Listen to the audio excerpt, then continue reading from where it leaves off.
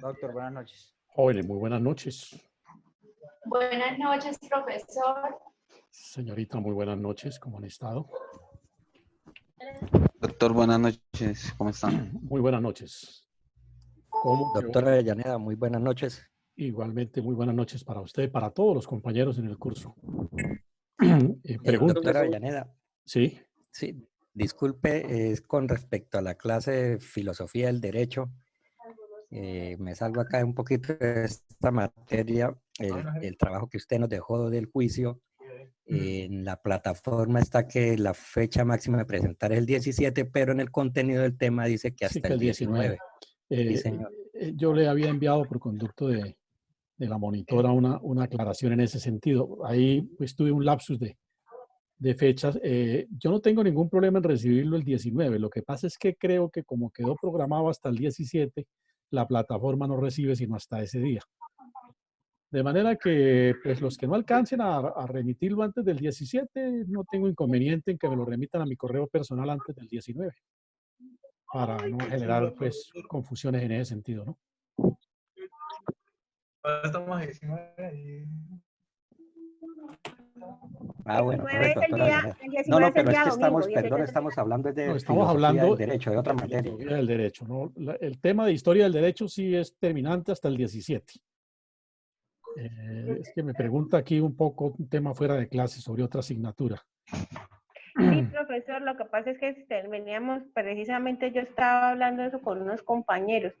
Por entonces, su tema sí lo podemos subir en el transcurso de la semana o solamente es Señorita, estamos hablando de qué asignatura, escúcheme.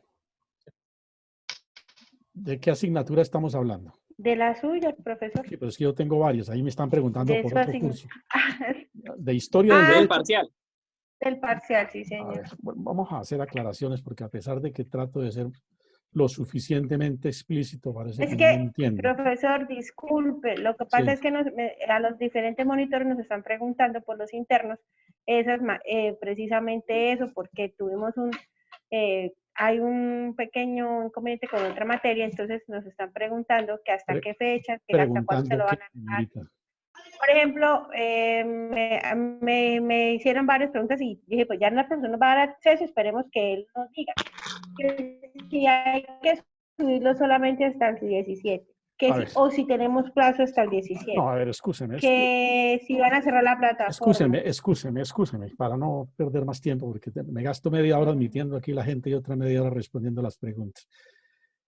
La asignatura Historia del Derecho, yo subí a la plataforma un temario, un ejercicio para que ustedes lo respondan. Ese ejercicio, ese temario tiene plazo hasta el día 17 a las 6 de la tarde para que lo coloquen en la plataforma. ¿Listo? ¿Alguna duda? Profesor, yo lo tenía claro, sino es para dejárselo también claro a los compañeros para que no tengan inconvenientes. No sé por qué la confusión. La confusión es en otra asignatura, señorita, otra asignatura que no tiene nada que ver. Por el momento es que un compañero ahí que tal vez la está viendo también me pregunta y entonces le he aclarado. Pero en relación con historia del derecho, el ejercicio que es la nota correspondiente al previo tiene plazo para subirse hasta el día 17 a las 6 de la tarde, tal y como está programado en la plataforma. Entonces creo que eso no tiene mayor confusión. ¿Listo? Bueno, ¿alguna otra duda, alguna otra inquietud antes de iniciar? Bueno, de nuevo, muy buenas noches para todos. Aspiro a que esta semana de receso haya sido suficiente para reponer energías y para matizar un poco esta dureza del confinamiento a que hemos estado sometidos. Pues como todo, hay que reiniciar actividades y lo vamos a hacer con el mayor entusiasmo. Porque lo cierto es que de conformidad con lo previsto por el gobierno nacional, pues creo que el resto del semestre se nos va a ir vía plataforma. Lamentablemente no vamos a tener ocasión, salvo de pronto la última semana de volvernos a encontrar personalmente. Pero bueno, aquí estamos de todas maneras. Bien, jóvenes. Concluida la fase de presentación, el capítulo de presentación de los periodos históricos de Roma, la caracterización que en ellos hicimos de de las fuentes más importantes del derecho, de las maneras como el derecho se manifiesta en cada uno de estos capítulos de la gran historia de Roma. Veamos esta noche algunos conceptos ya un tanto más puntuales en relación con el derecho en la sociedad romana. Entonces, yo oigo por ahí un micrófono, les agradezco controlar los micrófonos, por favor, para no perturbar el desarrollo de la clase. Decía, ocupémonos esta noche y en las clases sucesivas de algunos conceptos un tanto más puntuales ya sobre lo que fue el derecho romano. Como todos ustedes lo saben, porque lo hemos advertido en más de una oportunidad, los romanos fueron por sobre todo unos grandes juristas. Fue una sociedad que desarrolló de una manera por demás admirable el tema del derecho. Tuvieron una gran concepción jurídica y son, como diría alguien, sin duda los mayores arquitectos del derecho, por lo menos para la cultura occidental. Y para la comprensión o la elaboración de ese derecho, obra de los romanos, es importante que veamos en primer lugar precisemos algunos de los conceptos que los romanos construyeron y que son fundamentales, digamos, en el lenguaje jurídico de los romanos. Entonces, en ese orden de ideas, vamos a presentar, digamos, conceptos trascendentes que son por lo demás muy comunes, un tanto familiares en el estudio del derecho romano. Voy a tratar a ver si logro proyectar aquí algunas diapositivas.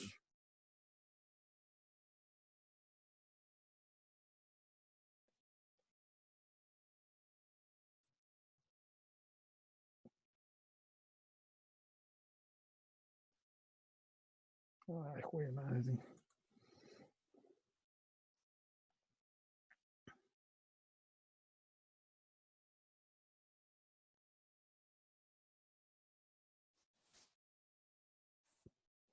Aló.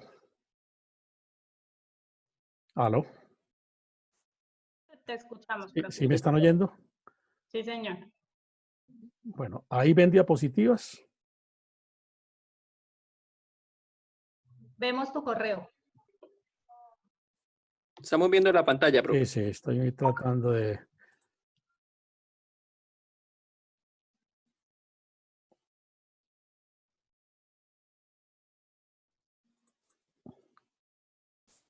Ahí.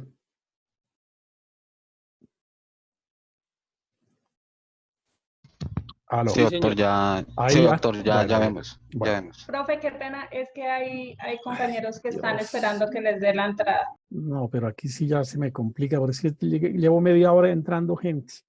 Yo ya... ahí en el curso de la charla vamos admitiendo. Bueno, mire, hablemos en primer lugar del concepto de...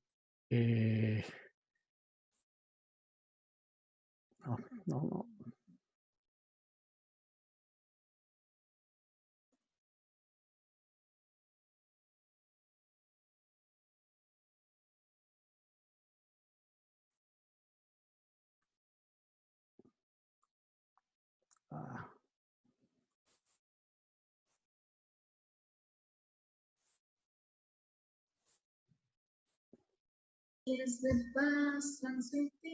Aló. Bueno, mire, yo es que si me pongo a presentar diapositivas y a admitir gente, pues ni lo uno ni lo otro. Vamos a hablar, voy a prescindir de las diapositivas porque si no se me quedan algunos por fuera de la clase. Bien, decimos que hay una serie de conceptos en el derecho romano cuya comprensión es fundamental y es importante. En primer lugar, hablemos de qué se entiende por derecho romano. ¿Sí? Y pues hay un sinnúmero de definiciones, por supuesto, de conceptos de los distintos doctrinantes y de los distintos historiadores.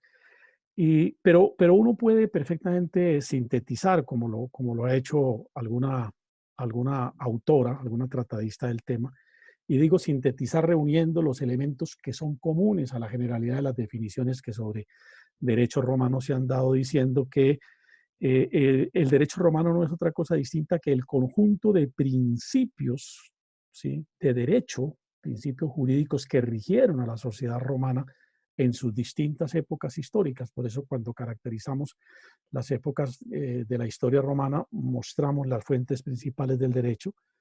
Y es un periodo, o mejor, se habla de derecho romano desde el momento mismo en que Roma surge y fundamentalmente hasta la época en que muere el emperador Justiniano, ese gran codificador del derecho romano. Se calcula que Justiniano muere hacia el año 565. Digamos que ese es el interregno histórico en el que se puede hablar del derecho romano, definiéndolo, repito, como un conjunto de principios de carácter jurídico que rigieron a la sociedad romana. Decimos, desde los tiempos en que Roma se conoció hasta la muerte del emperador Justiniano, que acaece o sucede en el año 565 después de Cristo. Eso es lo que tradicionalmente entendemos nosotros por derecho romano. Pero, ¿cómo entendían los romanos el derecho? ¿Cómo entendían los romanos el derecho? Y entonces aquí surge un célebre jurista romano, un señor llamado Celso, jurista del siglo II ya después de Cristo, que no es el único. Muchos juristas romanos ensayaron definiciones sobre lo que los romanos entendían como derecho. Pero se ha venido recogiendo y se ha venido aceptando, no solamente por la brevedad, sino por la manera un tanto adecuada como Celso definió lo que para los romanos era el derecho, y lo hace en los siguientes términos: el arte de lo bueno y lo equitativo. Para Celso, un gran jurista romano, el derecho no es otra cosa distinta que el arte de lo bueno y lo equitativo. Ius et ars boni et aquae, en términos latinos, que traduce el arte de lo bueno y lo equitativo. Entonces, digamos que esa es como la definición un tanto más aceptada, repito, de la manera como los romanos entendieron lo que era el derecho. Otra cosa es el concepto que tenemos de lo que es el derecho romano, que es lo primero que he transmitido. Este concepto que da el señor Celso, aquí quiero hacer un paréntesis para hacer claridad sobre lo siguiente. Celsos en Roma hay muchos. Es como una especie de apelativo, a veces más que nombre, es realmente como un apellido, como la manera de identificar, digamos, unas especies de grupos familiares. Por eso en la historia de Roma encontramos varios Celsos.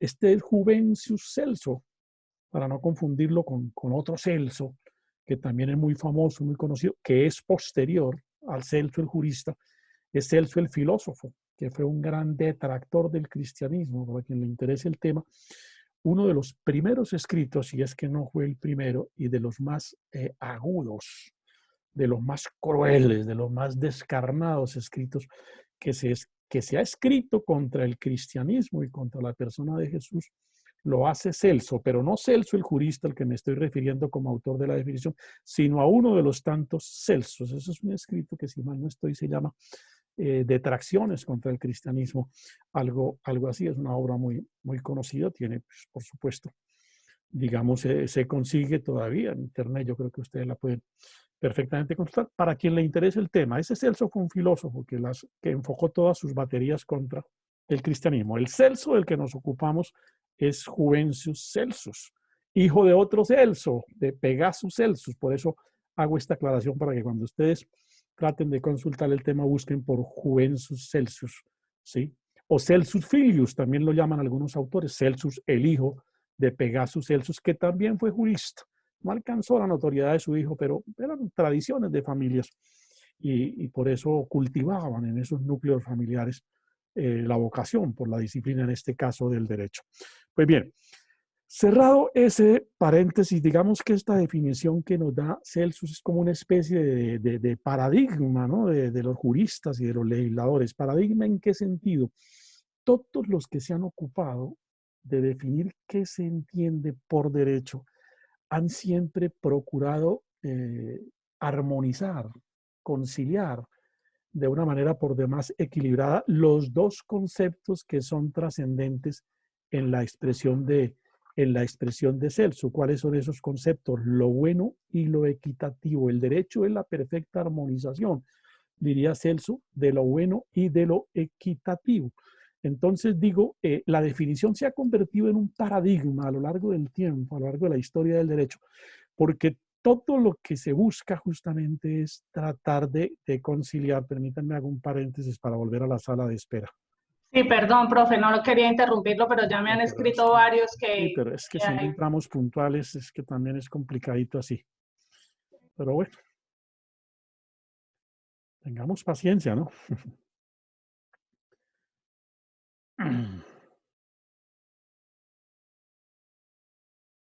Sería bueno, profe, qué pena al final que ya estemos todos decirlo de la hora para ver si podemos compartir. No, pues yo No creo sé si que alcanzamos esa o en la pues, próxima las diapositivas. dejémoslo A dar sentado. Sí, dejémoslo consignado de una vez, que las Sí. próximas clases las iniciamos, si la clase es a las 8:30, la iniciamos 5 minutos más tarde, pero que estén todos Porque sí sería bueno no lo de las perder tiempo en diapositivas. este proceso. Mire, es que todavía estoy recibiendo y me aparece más gente. De por sí el curso es numeroso. Sí, para poder hacer lo de las diapositivas, que sí sería Sí, porque si no, chévere poderlo aquí no es ir compatible llevando estar presentando diapositivas y volviendo atrás. y volviendo a admitir. Sí, es Entonces verdad. eso no es fácil, pero bueno. Pero creo que ahí ya estamos todos, profe. Si desea volver a hacer, creo No, que ya no somos más en el grupo. Ya sigamos haciendo tanto bien. Entonces, decíamos, esa definición de Celso, repito, es como una especie de paradigma, como una especie de faro siempre por alcanzar, de objetivo por obtener a través de todos los juristas que han procurado ensayar definiciones sobre lo que es el derecho, que no es otra cosa distinta que, como dijo Celso, procurar conciliar lo equitativo con lo justo. Entonces, en ese sentido, repito, es trascendente esa definición de Celso, porque se volvió como el modelo conceptual para todos los que han tratado de definir qué se entiende por derecho. Desde luego, es ahí la gran dificultad, es la gran dificultad poder conciliar perfectamente esos dos conceptos, ¿no? de lo equitativo y de lo justo. Eso no resulta fácil poder conciliar lo bueno y lo equitativo.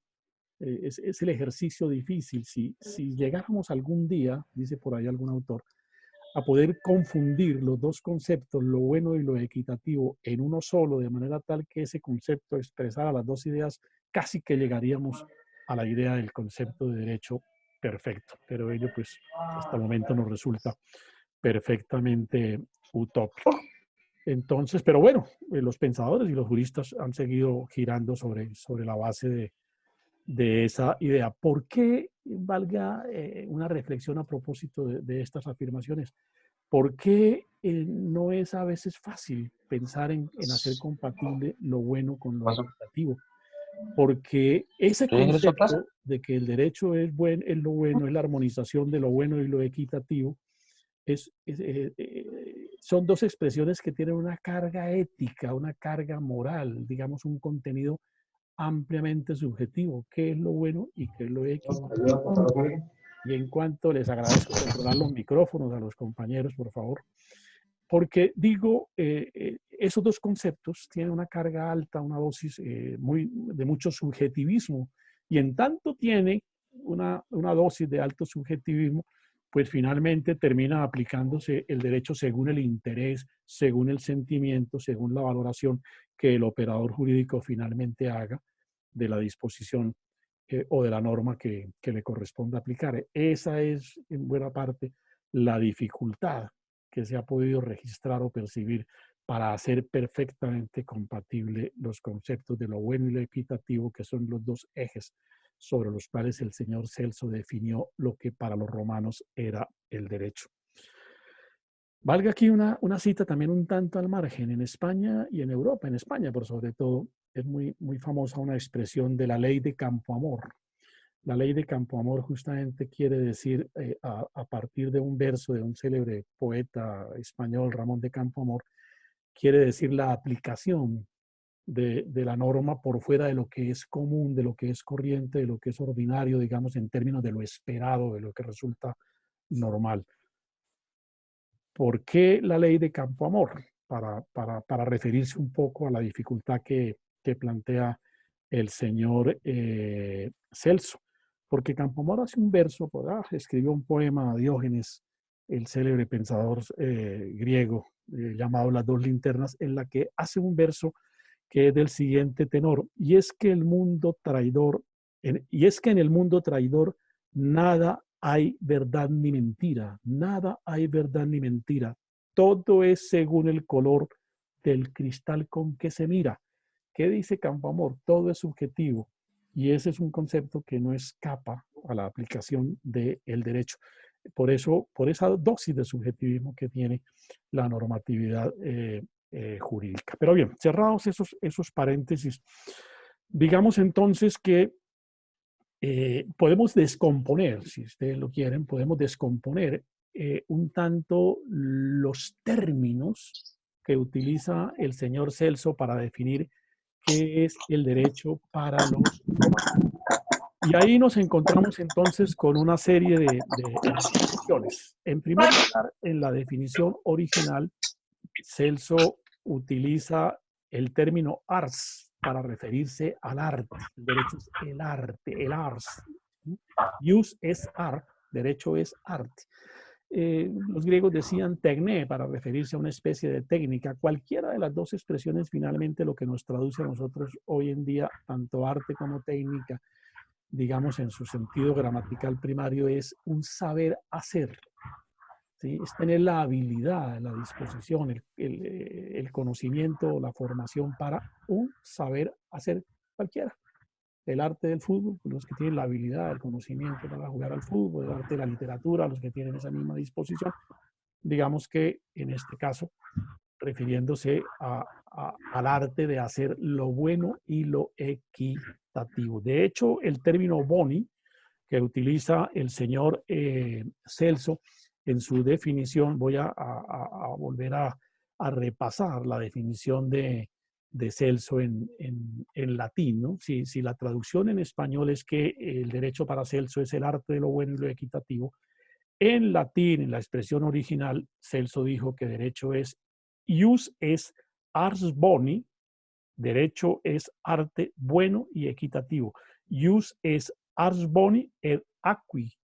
Esa es la traducción literal, el arte de lo bueno y de lo equitativo. Por eso la palabra boni, ya expliqué qué significa arte o ars en la locución de Celso. Y boni, ¿en qué sentido lo utiliza el señor Celso? Boni es lo bueno, ¿sí? ¿Qué es lo bueno para los romanos? Lo que es virtuoso, lo que éticamente se estima como correcto, lo que es benévolo, ¿sí? Lo que es bondadoso, si ustedes también lo quieren. El derecho por esencia para los romanos es benévolo, es bondadoso, es positivamente constructivo. En ese sentido es que utiliza el señor Celso el vocablo boni. Finalmente, la expresión aequi, la última palabra, aequi traduce equidad. Aequi es un término latino que en su traducción al español nos expresa el concepto de la equidad. ¿Qué es la equidad? Pues la equidad es lo que es justo. La equidad es lo que es justo. Hay que distinguir, creo que es un concepto que ustedes ya perfectamente diferencian, que la igualdad no es siempre lo justo, ¿no? La igualdad es un concepto que se refiere principalmente que a todos se da lo mismo, a todos se entrega la misma cantidad, a todos se da la misma proporción de un algo, a todos, digamos un tanto matemática o numéricamente, se da la misma proporción de algo, la misma cantidad de algo, el mismo derecho para todos, ¿sí? El mismo derecho para todos. Ese es el concepto de igualdad. Lo voy a poner un poco en la circunstancia del curso. Todos los 40 y pico de compañeros que integran el curso están en un mismo plano de igualdad y todos tienen la misma condición, digamos, para presentar la evaluación. Todos tienen el mismo derecho de acceder a que sean objeto de una evaluación, ¿cierto? Todos tienen el mismo derecho para participar en la clase, todos tienen, digamos, están en un mismo plano de igualdad. Es el concepto de igualdad. Pero el concepto de equidad, que por supuesto parte de la igualdad, va mucho más allá de la simple definición de igualdad, porque la equidad hace referencia no a dar por igual, sino a dar a cada cual lo que corresponde según sus circunstancias, según sus necesidades. Lo equitativo no es sinónimo de igualdad.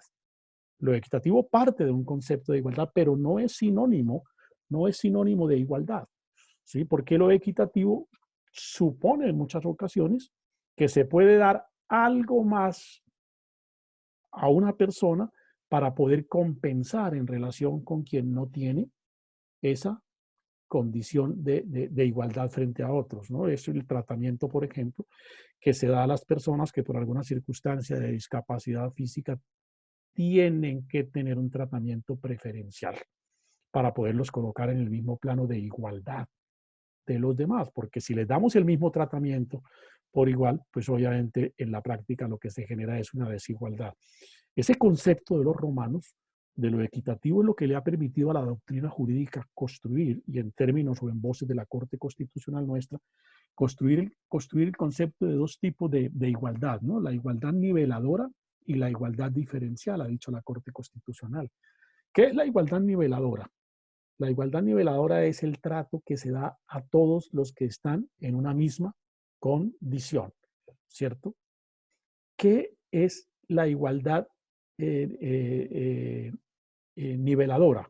La igualdad niveladora es la que se da a todas las personas, la igualdad diferencial es la que se da a todas las personas que no están en el mismo plano de igualdad. Vuelvo al ejemplo para el caso del curso, a efecto de hacerme lo suficientemente entendido. En el plano de igualdad, de pura y absoluta igualdad, decía, todos están en la misma condición para acceder a la presentación de una evaluación.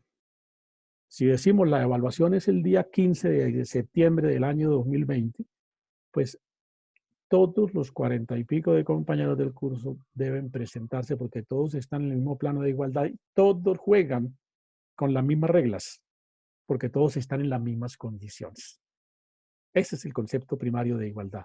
Pero el concepto de equidad, que parte de la idea de igualdad, supondría que en la eventualidad en que en el grupo haya alguien que por alguna circunstancia no pudo o no puede presentar la evaluación en los términos en que se ha fijado para la generalidad del grupo, pues esa persona debe tener un tratamiento preferencial. Es lo que acontece, por ejemplo, cuando por alguna circunstancia personal, doméstica, calamidad, qué sé yo, el estudiante no pudo concurrir a la evaluación y se le concede después la oportunidad de que lo haga a través de un supletorio.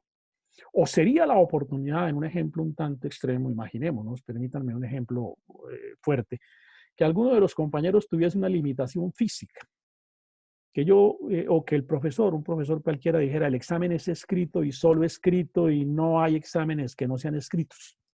Supongamos, en gracia de discusión, que algún compañero del curso, algún estudiante tuviese una limitación física que no le permite presentar por escrito el examen, porque le falta una mano, porque está fracturado los dos brazos, por alguna circunstancia. ¿Significaría ello que queda excluido de la presentación del examen? No, el concepto de equidad hace entonces presencia para decir, para ese señor tenemos que hacer una excepción y para ponerlo en el mismo plano de igualdad de los demás, su examen será oral, será cualquiera de cualquier otra forma que le permita presentar la evaluación correspondiente. Esa es la diferencia entre los dos conceptos, que son los dos parámetros que a veces nos resulta fácil, decíamos, conciliar o empatar. Bien, entonces veamos el vocablo jus. El vocablo jus, ¿qué significa para los romanos? Tiene una doble connotación, ¿no? El vocablo jus, I-U-S, jus, que significa literalmente derecho, ¿sí? Derecho, tiene un doble sentido, puede aplicarse, digamos, en una doble connotación, puede tener una doble acepción, puede ser entendido, dicho de otra manera, de dos formas. La primera forma es la expresión un tanto objetiva, es la que ya de alguna manera hemos dado. ¿Qué es el derecho? pues es simplemente toda esa compilación normativa que los hombres han hecho para regular las relaciones de la vida en sociedad. Digamos, es un cuerpo normativo. En esa primera manera de entender el concepto de derecho dado por los romanos. Entendido el derecho objetivamente, no es cosa distinta que un cuerpo normativo, una codificación, un conjunto de disposiciones o de normativas destinadas a regular una relación cualquiera. Es lo que técnicamente conocemos como el derecho objetivo. Por ejemplo, en el mundo jurídico romano, lo que ellos llamaron el jus civil, el derecho civil, o el jus gentium, el derecho dado para los extranjeros, son derechos, son expresiones del concepto de derecho entendido objetivamente.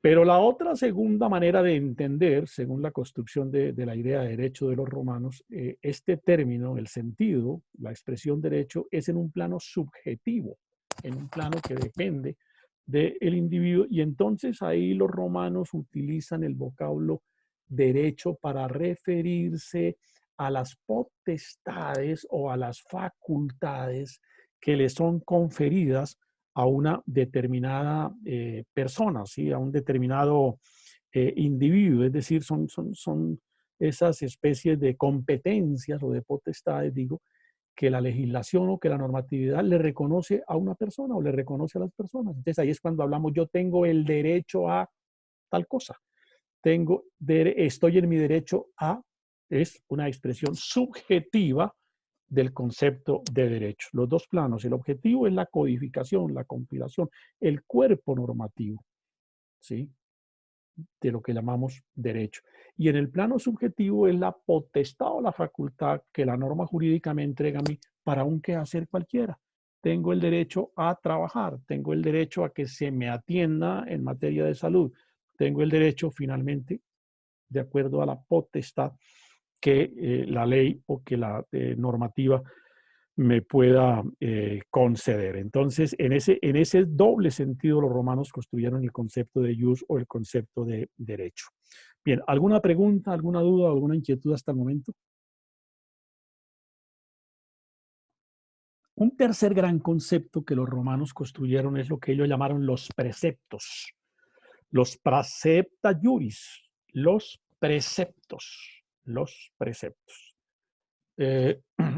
Hago un paréntesis para decir que como en esta clase y en el mundo del derecho romano es importante tener precisión de los conceptos y de los vocablos en su término o en su lenguaje original, el latín, voy a procurar subir el texto físico de esta charla o de esta conferencia. Yo la voy a editar y la voy a elevar a la plataforma para que ustedes de allí puedan tomar en su sentido original, en el latín original, las expresiones propias del derecho romano. Digo, los romanos construyen una figura que se llama, en el lenguaje nuestro, los preceptos, que en el latín original son los praecepta juris, para nosotros los preceptos. ¿Qué son los preceptos? Los preceptos son esas ideas fundamentales sobre las cuales los romanos construyen el orden jurídico, sobre los cuales construyen todo el edificio jurídico, todo el concepto de derecho.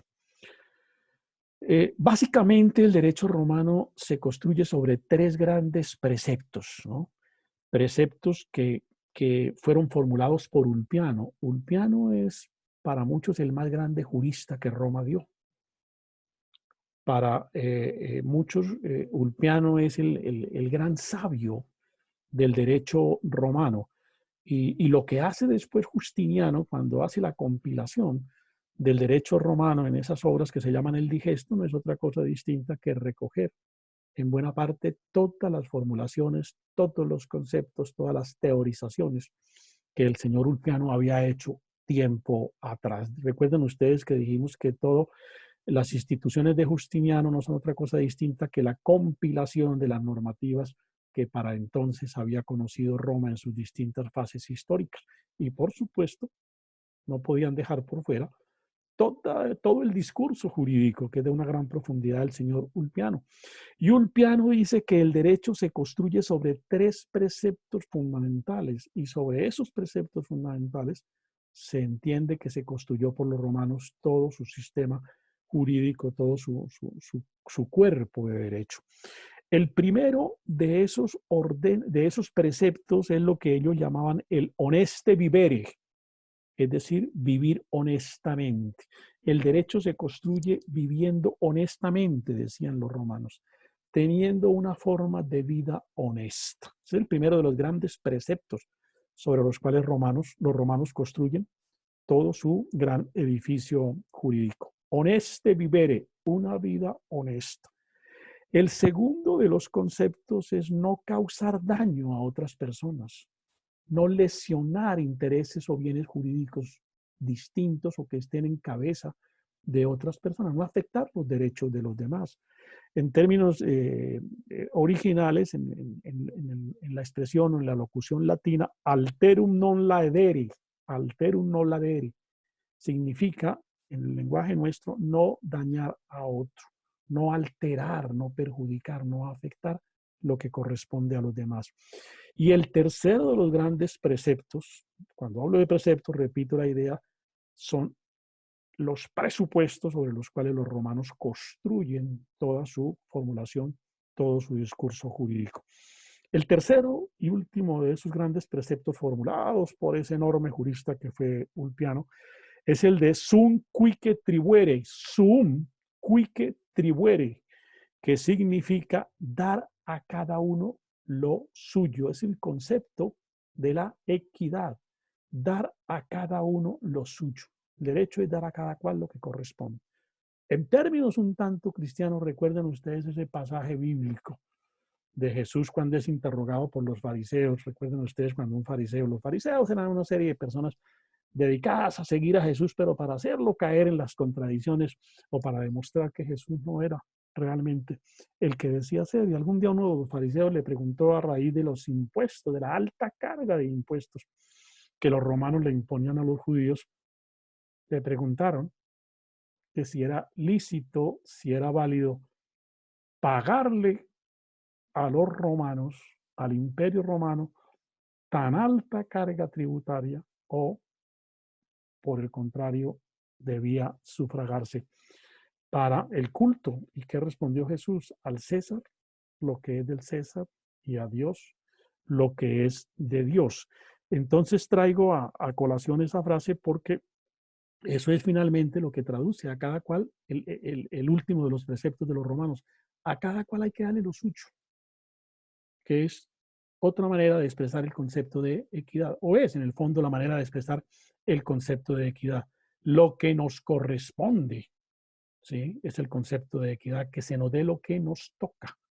Es la esencia del concepto de equidad. En el moderno derecho, por sobre todo, digamos en el derecho civil y en el derecho administrativo, cuando hablamos de la responsabilidad civil o de la responsabilidad derivada del accionar que cumplen los funcionarios o las personas que encarnan autoridad o función pública, pues este último precepto no es cosa distinta que la fórmula de que cada cual responde por sus propias culpas.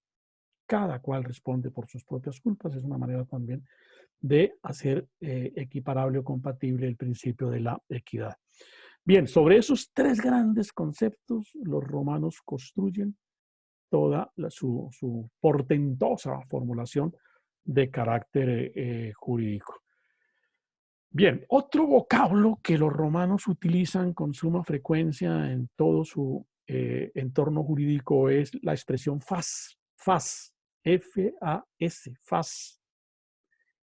Con el vocablo fas, los romanos aludían al derecho de contenido religioso, al derecho sagrado, al derecho sagrado. El derecho sagrado se llamaba fas y digamos que el derecho de los hombres se denomina ius. El derecho de los hombres es el ius, es el derecho propiamente dicho para nosotros, y el derecho que era sagrado, derecho más de contenido, de esencia religiosa, para los romanos era denominado como fas. Es otra expresión que los romanos utilizan.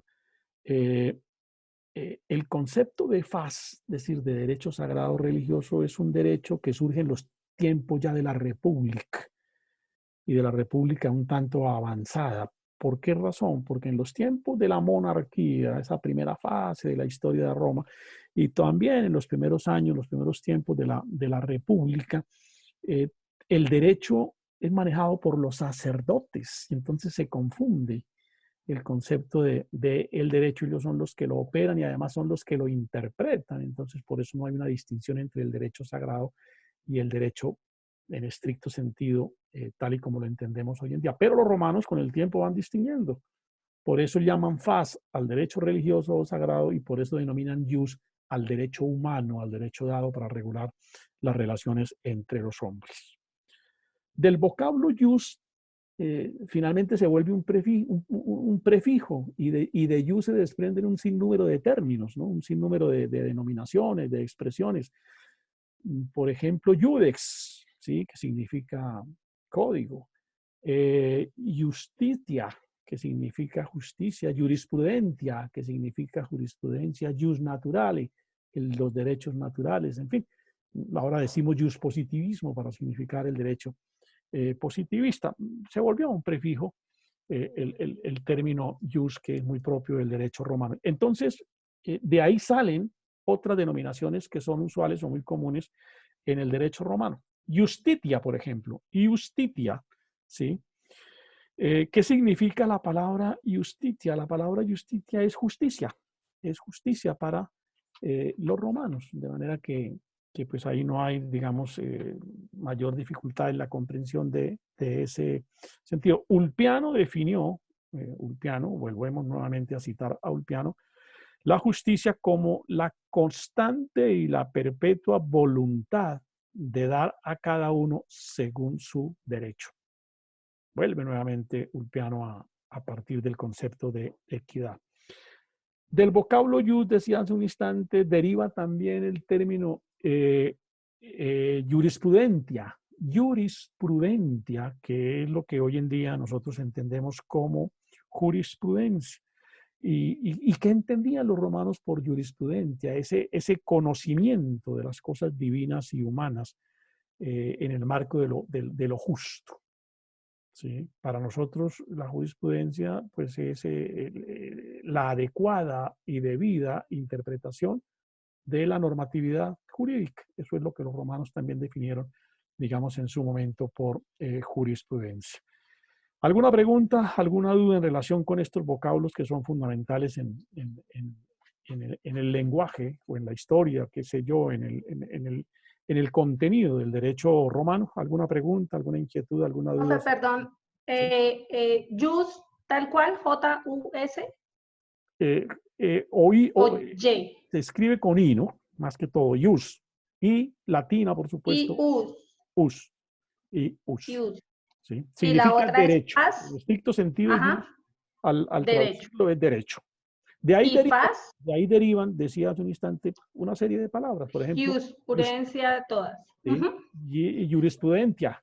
¿Sí? Jurisprudencia, que es el derecho entendido o interpretado de la mejor manera. Eso es lo que la jurisprudencia finalmente traduce. Por eso se vuelve jurisprudencia. No todas las sentencias de un tribunal son jurisprudencia. ¿Qué es jurisprudencia? Aquellos conceptos o formulaciones de interpretación o de aplicación de una norma que hace el juez que se vuelven trascendentes y a partir de las cuales se interpreta o se aplica esa misma disposición para casos sucesivos.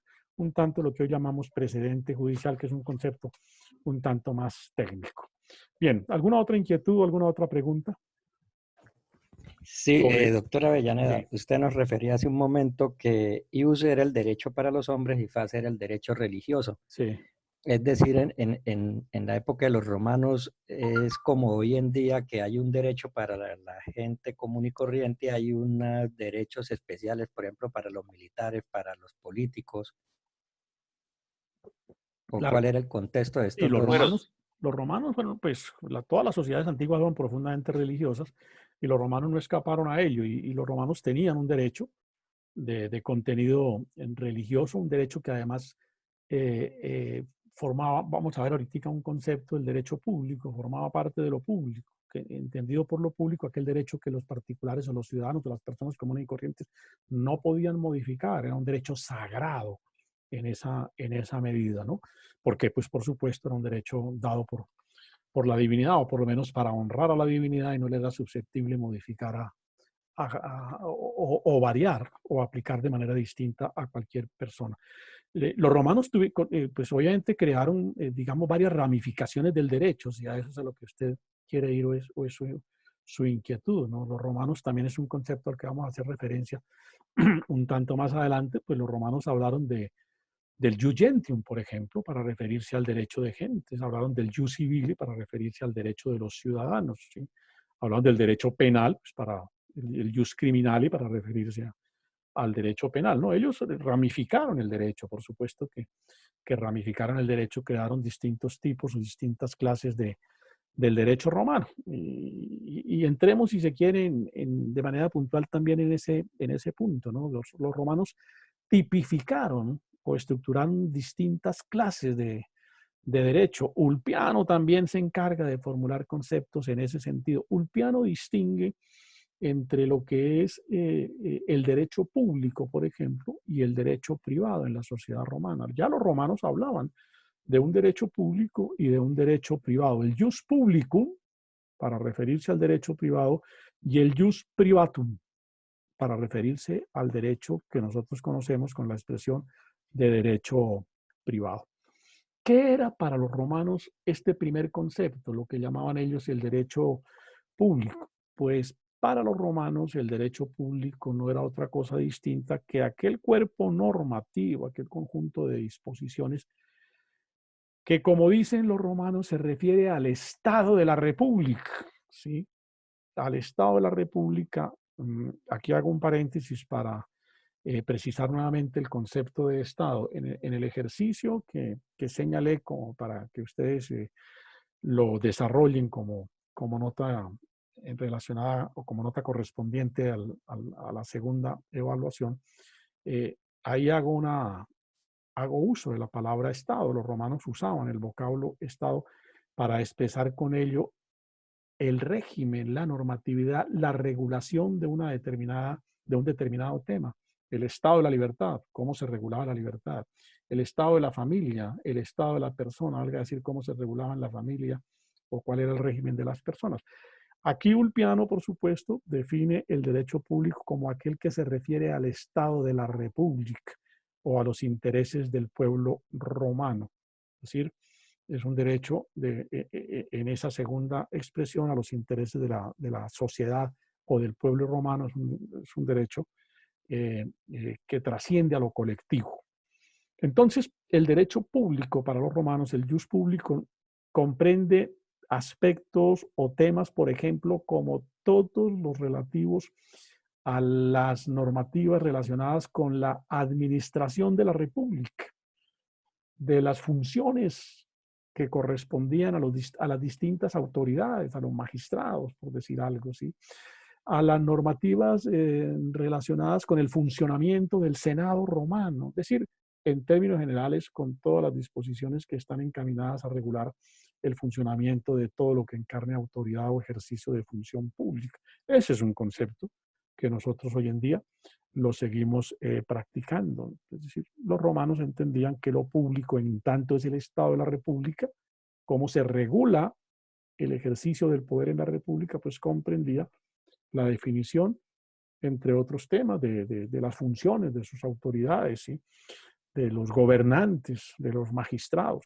Comprende también un tema que interesa a la sociedad o al pueblo romano, que es el tema fiscal, el tema tributario, eso que tanto le gusta al señor Carrasquilla en Colombia. Por supuesto, forma parte del derecho público para los romanos, y lo es hoy en día también para nosotros, el derecho criminal o llamado derecho penal. El derecho sacro o religioso, en tanto tiene un interés social para los romanos, formaba parte del derecho público. En general, pudiésemos afirmar que para los romanos era propio del campo del derecho público todo aquello que solo podía ser modificado por la propia potestad o los poderes del Estado. Valga decir que a los particulares no les era posible modificar, no les era posible adaptar, no les era posible crear, ¿sí? Como en estricto sentido lo permitiría hoy el derecho civil, y como lo permitió, por supuesto, también para los romanos. De manera que ese era el concepto del jus publico. Ahora, ¿qué era el jus privatae para los romanos? Pues digamos un tanto la idea opuesta, ¿no? Tradicionalmente y siguiendo también una vieja definición de Ulpiano, se dice que el derecho privado para los romanos es aquel que se refiere a las utilidades o a los intereses ya individuales de las personas consideradas de manera particular, de manera individual, no como sociedad romana, ¿sí?, sino de manera particular o de manera individual. Por supuesto, todo el conjunto de derechos relativos a lo privado del hombre, ¿sí?, de la persona, al régimen también un tanto del derecho de familia, ¿sí? Entonces, eso era para los romanos el derecho privado. Todas aquellas normativas que incumben a la persona del hombre, que no tiene una trascendencia de carácter social, que no interesan a Roma como sociedad, sino que interesan al romano considerado como persona, como individuo o como ser en particular. Para los romanos, el derecho, el jus privatum, el derecho privado, está a su vez integrado por tres grandes conceptos. Está integrado por tres grandes conceptos. En primer lugar, el concepto del jus naturale, o de los llamados derechos naturales. En segundo lugar, citaba hace un instante el jus gentium, cuya traducción es el derecho de gentes. Y en tercer lugar, lo que en estricto sentido llamaban ellos el jus civile o el derecho civil. Son tres conceptos distintos, pero que integran el concepto de derecho privado. El primero, los llamados jus naturale. Los romanos discutieron mucho sobre, y por muchísimos siglos, sobre realmente qué entendían por derecho natural. Para algunos juristas romanos, el derecho natural, entre otros Justiniano, por ejemplo, consideraban que la naturaleza da derecho, que la naturaleza le da normas de derecho a todos los animales y que dentro del concepto de animales está comprendido el hombre, de manera tal que el derecho natural no son otra cosa distinta que todas esas formulaciones que la naturaleza da que el hombre debe atender por razón mismo de que la naturaleza le da y de la que le es imposible al hombre separarse o marginarse. Bueno, por favor, si el compañero ahí que está...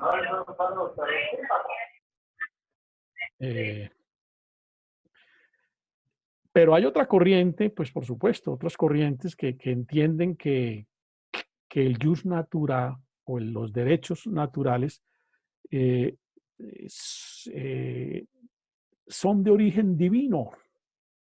No tanto que los da la naturaleza, sino que los da la divinidad, ¿sí? Que por eso el hombre está sometido a ellos. Son la teoría del jus naturalismo, de la que ustedes seguramente se ocuparán el semestre entrante en su curso de filosofía del derecho. El derecho gira sobre dos grandes corrientes filosóficas, el jus naturalismo y el jus positivismo.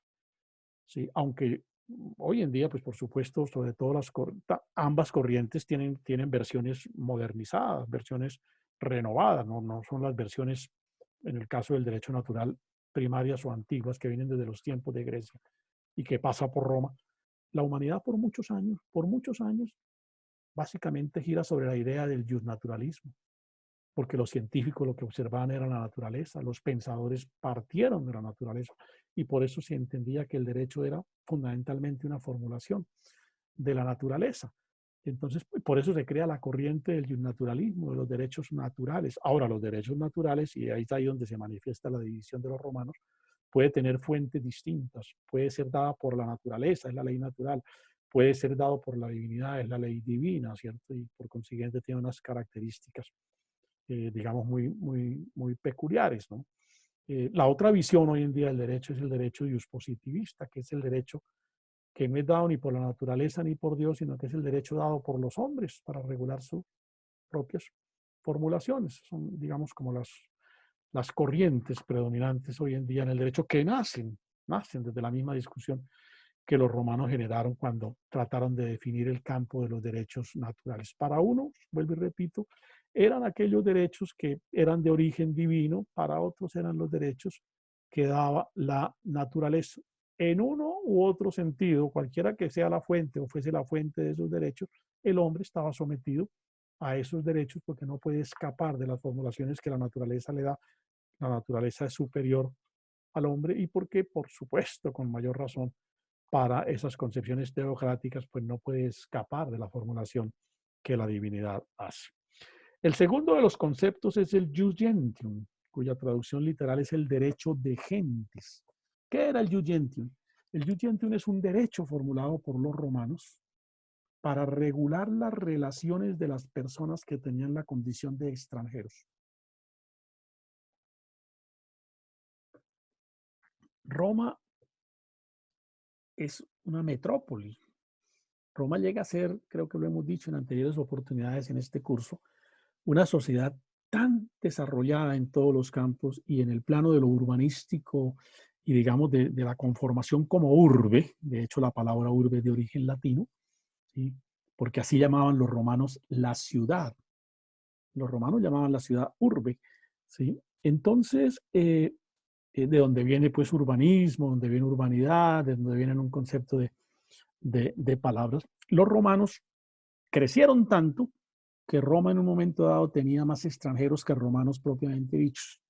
Lo que dice mucha gente hoy de Bogotá, que Bogotá tiene más gente de provincia que bogotanos en estricto sentido, pues por las ciudades cuando son cosmopolitas, son metrópolis, son capitales de esa dimensión.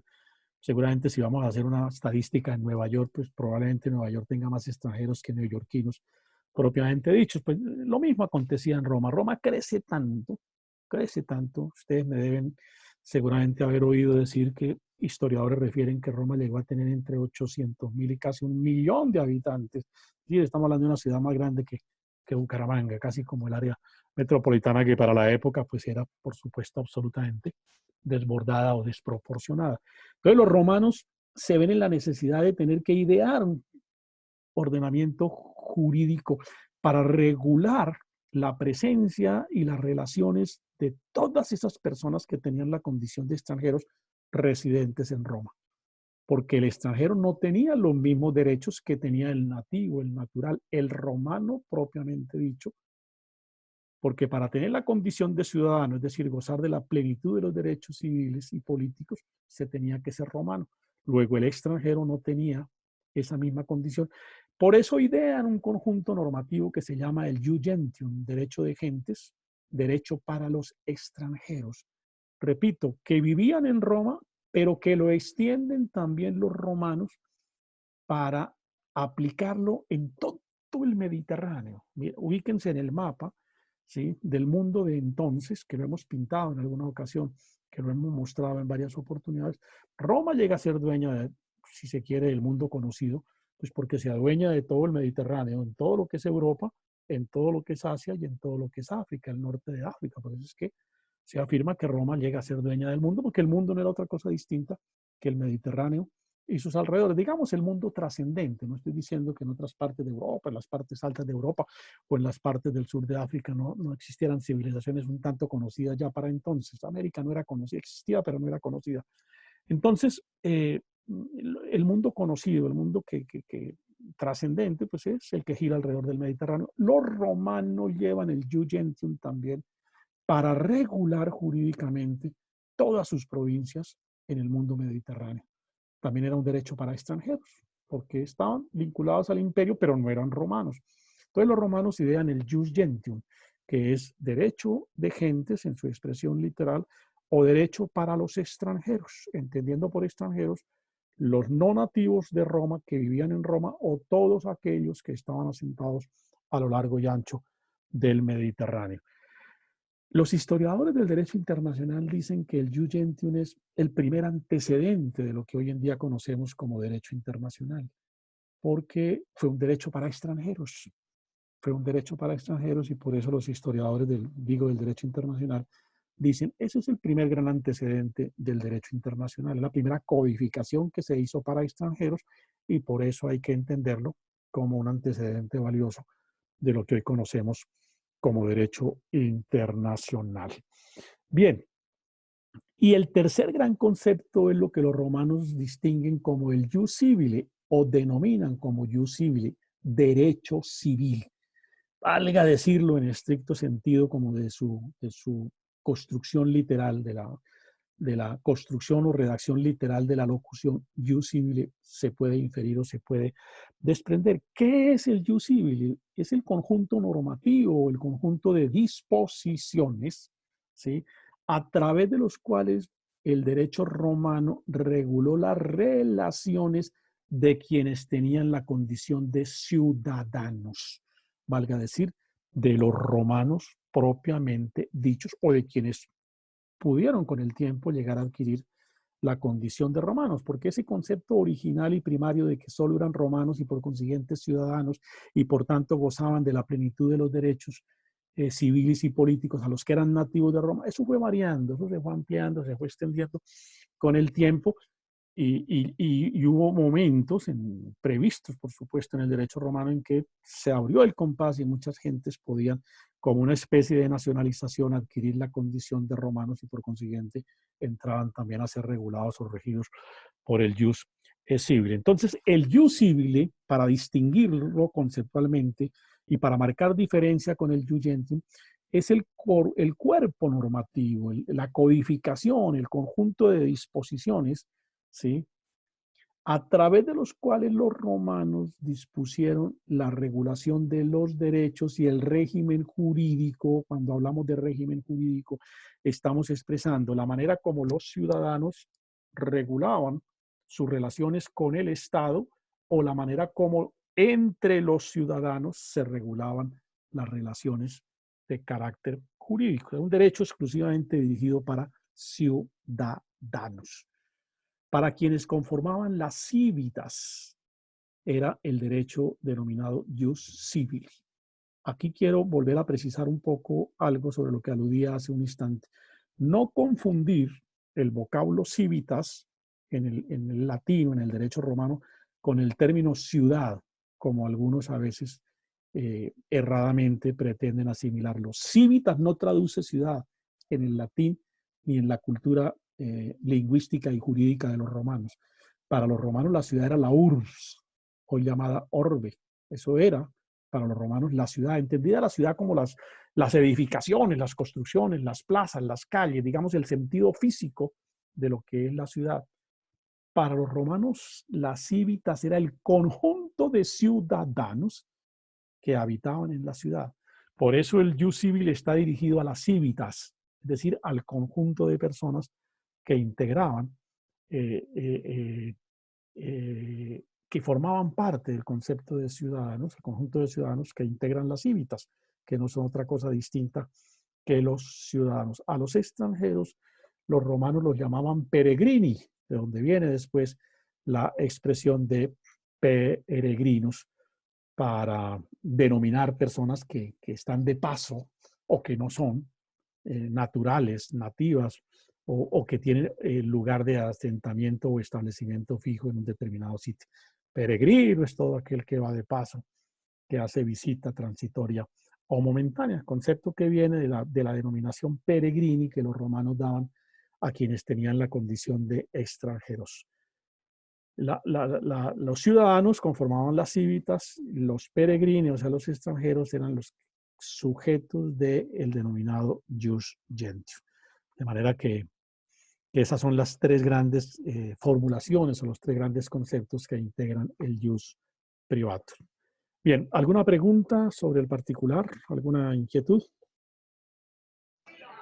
Profe, qué pena, ¿me podría aclarar bien lo del guión naturales? Que ahí sí me quedé, se me congeló acá la imagen, perdón. Perdón que no le entiendo, un poquito más. Sí, me decía, escúchame. Profe, disculpe, no me quedó claro en lo personal lo del guión naturales. Sí, el jus natural es un concepto que, como de su denominación se puede inferir, significa derechos naturales. Entonces los romanos entienden o afirman que hay derechos que son naturales en cuanto no son creados o ideados por el hombre. ¿Sí? Lo que más adelante van a llamar el propio Santo Tomás la ley humana, para distinguir la ley de la ley divina o de la ley de la naturaleza. Entonces los romanos dicen, hay derechos y hay regulaciones que vienen dadas por la propia naturaleza, que no son ideadas ni son creadas por el hombre. Y en tanto son dadas por la naturaleza, son superiores al hombre, y el hombre lo que tiene es que someterse a ese concepto de derecho natural. ¿De dónde vienen los derechos naturales? Entonces, cuando surgen las distintas tendencias o discrepancias entre los juristas romanos, y todavía hoy en día, esa es una corriente, el naturalismo, que tiene distintos matices, distintas tendencias. Para algunos, el derecho natural es el derecho dado por la naturaleza. La naturaleza es tan sabia que tiene sus propias leyes a las cuales el hombre debe necesariamente someterse. Para otros, el derecho denominado natural es superior, ¿sí?, al hombre, porque es un derecho dado por la divinidad, es un derecho creado por Dios. Y entonces, en una u otra condición, porque lo de la naturaleza o porque lo de la divinidad, finalmente el hombre está sometido a lo que es el derecho natural. Ahora, ¿qué implicación, tal vez para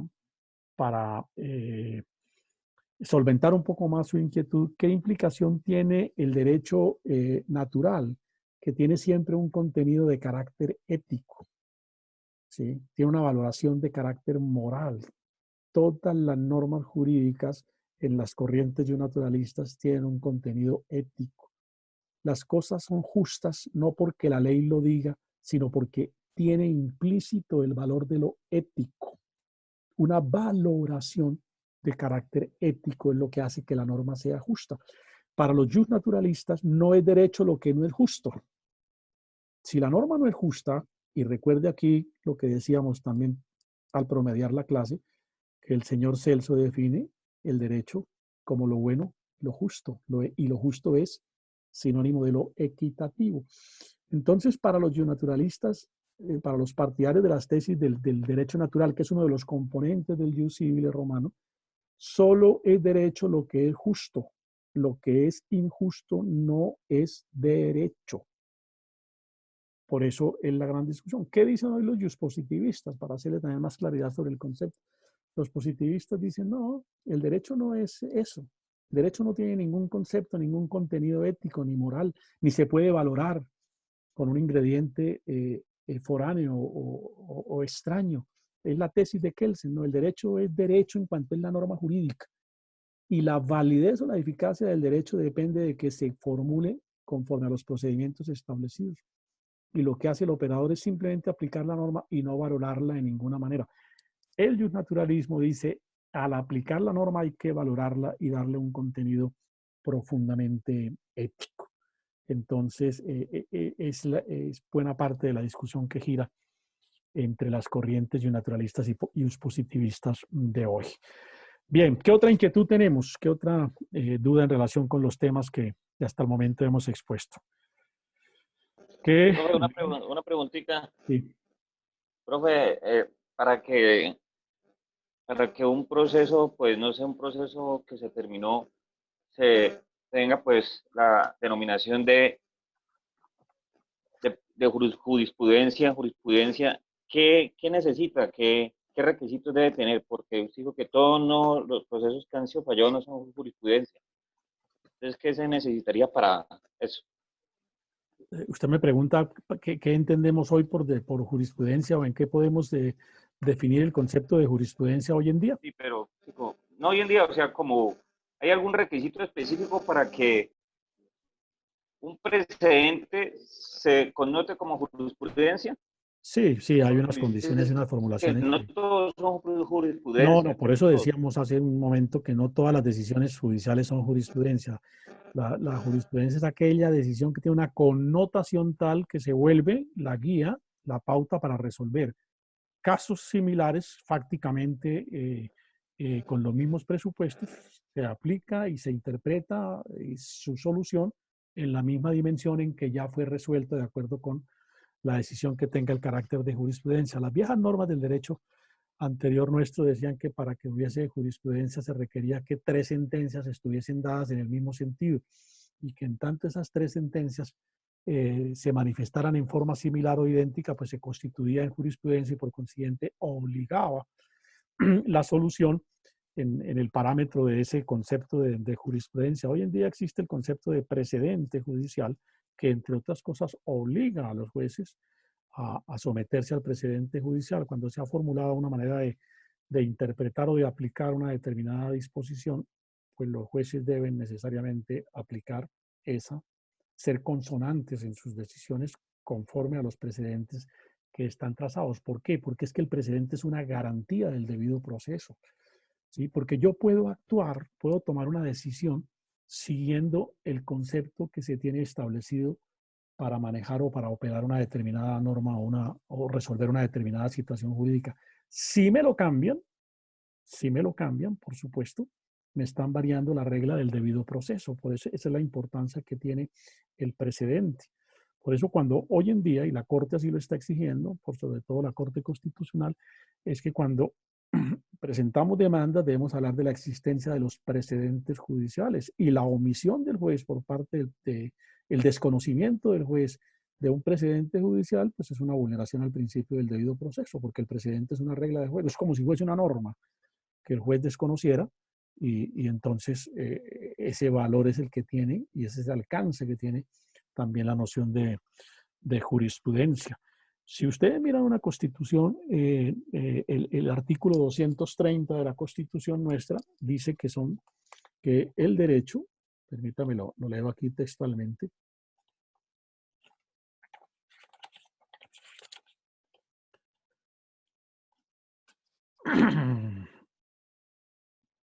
dice, los jueces en sus providencias solo están sometidos al imperio de la ley. Es una vieja concepción. Este es un artículo, digamos, en estado de cuidados intensivos, para aludir a una expresión de moda hoy, de la Constitución. Porque esa es una vieja concepción del derecho. Esta era la concepción, por buena parte, del derecho romano, de que solo la ley es la fuente del derecho. Y la única fuente del derecho es que es una transcripción casi literal de la Constitución. Los jueces en sus providencias solo están sometidos al imperio de la ley. La equidad, la jurisprudencia, los principios generales del derecho y la doctrina son criterios auxiliares de la actividad judicial. Es decir, subvalora la Constitución en este texto del artículo 230 las otras fuentes del derecho, la equidad, la jurisprudencia, los principios generales y la doctrina. Pero hoy en día, no solamente porque el nuevo Código de Procedimiento Administrativo establece por allá en el artículo 148 que los jueces están obligados a acatar el precedente judicial, sino porque por vía jurisprudencial se ha determinado que los jueces deben someterse al precedente judicial. ¿Qué quiero decir con eso? Que el precedente judicial adquirió la condición de norma y que los jueces ya no se rigen únicamente por lo que diga en estricto sentido la ley, sino también por los precedentes o las decisiones jurisprudenciales que sean aplicables para el caso o para el asunto que es objeto de resolución. Bien, ¿alguna otra inquietud o alguna otra pregunta sobre el tema? ¿Ninguna? ¿Toda suficientemente claro? Voy a tratar mañana, más tardar el miércoles, de subir esta charla que hemos dictado. La voy a editar y la voy a colocar en la plataforma para que ustedes tomen nota precisa de los vocablos en latín, porque pues estamos hablando de derecho romano, es un derecho latino y aunque no somos latinistas ni manejamos el idioma, en el mundo jurídico ustedes oyen con frecuencia que se citan las expresiones en latín, porque a veces las traducciones no corresponden a la idea original que el concepto quiere transmitir. Pero además, para ampliar un poco, digamos, el marco cultural, jurídico de cada uno de ustedes. Hay diccionarios jurídicos en latín que se consultan frecuentemente para el conocimiento de las distintas instituciones que los romanos crearon. Entonces, a más tardar el miércoles creo que tenemos en la plataforma la charla de hoy. Me dedicaré mañana a editarla y a colocarla en la plataforma. Bien, ¿qué otra inquietud, qué otra pregunta hay? Si no hay ninguna, para la clase del día miércoles, que la hacemos a las 9 de la noche, pues les agradezco a todos los compañeros estar puntuales a la hora de iniciar a efecto de una clase de 1 hora para no desperdiciar el tiempo en tanta admisión. Bueno, bien. ¿Alguna otra inquietud? ¿Alguna otra iniciativa? ¿Alguna otra sugerencia? Ninguna, Natalia. ¿Todo perfecto? ¿Listo? Bueno, jóvenes, les agradezco muchísimo su participación, su interés, su concurso en la clase de esta noche. Recuerden el ejercicio que dejamos indicado como nota de evaluación y nos veremos en ese orden de ideas en la clase del próximo miércoles. Les deseo muy Listo, buena profe, noche. muchísimas gracias. A Listo, ustedes muy doctor, amables, les gracias, muy deseo muy amable. buena noche y que tengan Gracias, profesor. un Profe, feliz muchas domingo. gracias. Luego. Bueno, pues nos veremos entonces. Gracias, profe. Buena noche. Igualmente. Gracias, profesor. Buenas noches. Igualmente, señorita.